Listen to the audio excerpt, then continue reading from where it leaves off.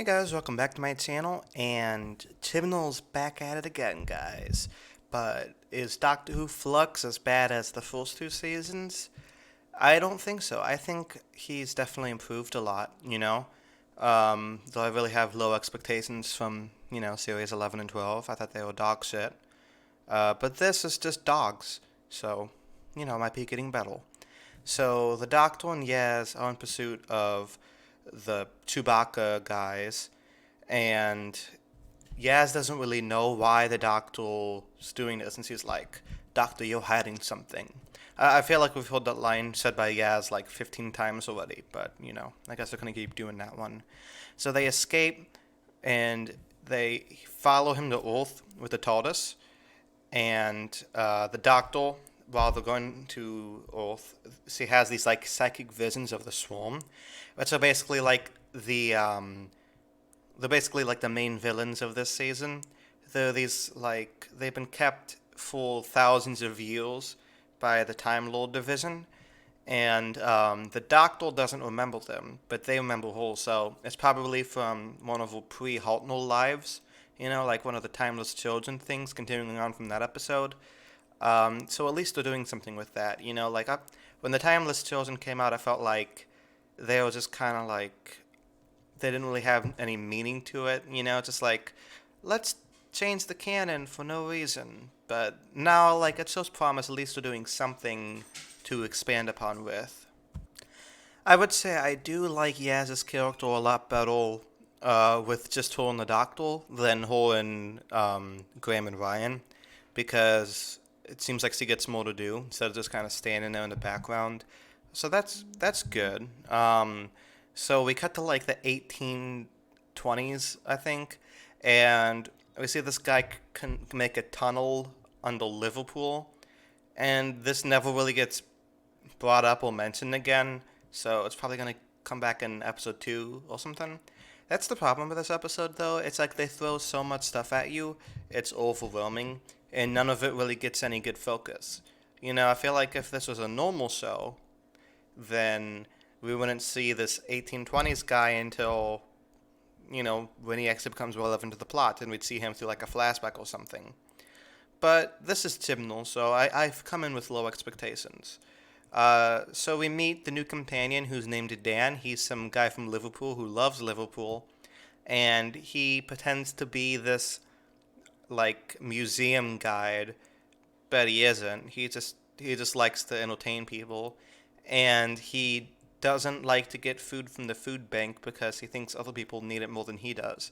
So right there, we already got some good characterization for Dan. He's a very humble, selfless person who likes to make people happy. He doesn't have that much money, but he still goes out of his way to buy candy for people on Halloween, even if there's some weird guy in his 30s. Now I still go trick or treating, and I'm 18, but at least I dress up, So I got one thing on him. So Dan is going on a date with this woman named Diane, but he never really gets there because Dogman breaks into his house and he transports him onto the ship. And they arrive after Dan got kidnapped, and they discover like the computer was left by the dog to like set a trap for them. So they had to run out, and the house got really small. It was kind of cool. At first I thought like that something was like up with the master or something, but it was just Dogman. Because you know how like in the 70s, Delgado would always shrink people. I thought it was like that, but it wasn't. So they meet his girlfriend Claire, who she said she met the Doctor in the future, and we don't really know much about that, but that's just probably setting up other stuff. And they leave, but she gets sent back in time by a weeping angel because she keeps looking at the floor when she drops her keys, and she can't put her key in the door. I feel like it was, and then she blinks, and it's just like, you could have winked. You could have been like, but I don't know. So, yeah, she gets sent back in time. We don't really see her again for the rest of the episode, but, it's probably setting up plot threads. There's also like this ongoing thing where every time the Doctor and Yaz enter the TARDIS, it's like another door appears. Like the doors keep on multiplying. This is never explained, so it's probably gonna get resolved later. But it was kind of funny though, like when they were like coming out of the ground. So, that's interesting. I don't think that's been done before. I mean, if they've done TARDIS inside of a TARDIS, but they haven't done like repeating doors. So Yaz and the Doctor land on Dogman's ship, and Yaz rescues Dan, and they meet, and she's like, "I like Sheffield," and he's like, "I like Liverpool." I don't know. It's probably some English thing I don't understand. So the Doctor confronts Dogman, and he's connected to the division, but just like a Chris Chibnall episode, before the plot has to happen, they get distracted by some unknown thing, and they think that dog people are going to get invaded, but they're saving humanity. There's like 7 billion dogmen, and each of them are assigned a human. Now, I think they could have handled, like, maybe kidnapping, like, 5 people at a time. I feel like that would have been fine. I think that cage was big enough, but, whatever works. So they're supposed to save Earth from the flux, and the flux is like this time space hurricane thing from another dimension, and Dan was captured first because the dog man arrived on Earth first because he hit like this time disturbance or something. So the Doctor, Yaz, and Dan escaped, and they go to the TARDIS. And I like how Dan's reaction to entering the TARDIS isn't really like surprised or shocked. He's just like, "Yeah, one of my mates had this. His was a lot bigger." Which is kind of funny. It reminds me of Sergeant Benton when he arrived in the TARDIS and the Three Doctors, and he was just like, the Doctor was like, "Well, aren't you surprised it's bigger on the inside?" And he's like, "Well, yeah, I mean, yeah, it looks like that." So, Grey Worm from Game of Thrones, after appearing in one of the worst final seasons in history, moved over to probably one of the most mismanaged seasons of Doctor Who. So he's full of W's this decade, I guess. So he's some guy who has a spaceship.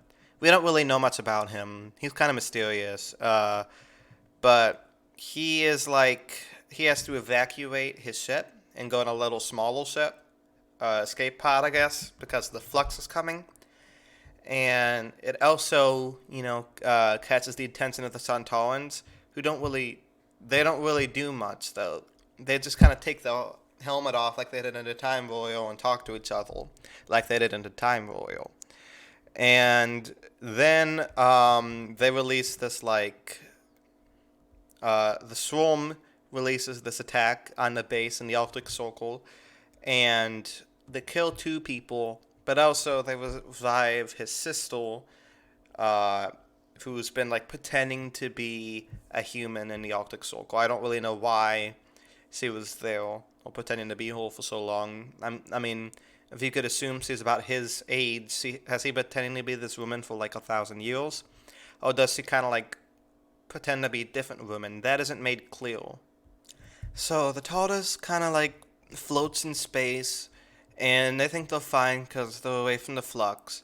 But then the Doctor has this vision of the Swarm again, and she realizes that, she met him in one of her past lives she doesn't remember. And then the flux comes, and they start their attack on Earth before the dog people could save the humans. And they do have, like, this big shield around the Earth, so that's good. That's really good. However, the TARDIS isn't behind the shield. So the Doctor's like, "Oh, fuck, what are we gonna do? I guess I'll release the time vortex with my fucking hammer." But the time vortex doesn't really do anything against it. So, all the tall, those doorways fly open and the flux approaches. And then, that's the end of the episode. So what did I think of the Flux Halloween Apocalypse? I thought it was certainly probably Jodie's best episode. It was a lot better than I thought it was going to be. However, I still have some worries about this because last season I thought Fugitive of the Judoon was the best episode, but it was only set up for the Timeless Children, which was terrible. So I'm kind of worried about this. Like, it's a very good setup, but will the resolution be worth it? That's kind of my main concern when it comes to Flux, you know? Like, Chris Chibnall has 5 more episodes to flux it up. I really don't want him to do that, you know? I want Jodie to have at least one good season, because I feel like she's a good actress. It's just, whole Doctor hasn't really been written like the Doctor. So hopefully, you know, this season could be good. It could be like, you know, just a nice send off. So what do you guys think down in the comments below? Do you guys like the Jodie era of Doctor Who? Why do you like it? I don't like it. I mean, hopefully this season could turn my opinion around. That'd be nice. What do you think's gonna happen? Do you think the TARDIS is gonna get destroyed, like it did in the Mind Wobble? But that was the Land of Fiction. Is this the Land of Fiction? That would explain all these dumb plot holes the past 2 seasons. So yeah, let me know down in the comments below, and I'll see you guys this weekend. Well, I'll be talking about the movie Howl's Moving Castle. So, you know, look out for that. And then next week I'll be talking about episode 2, The War of the Suntarans. I wonder who the bad guy is going to be in that episode. I guess we'll have to stay tuned. Peace.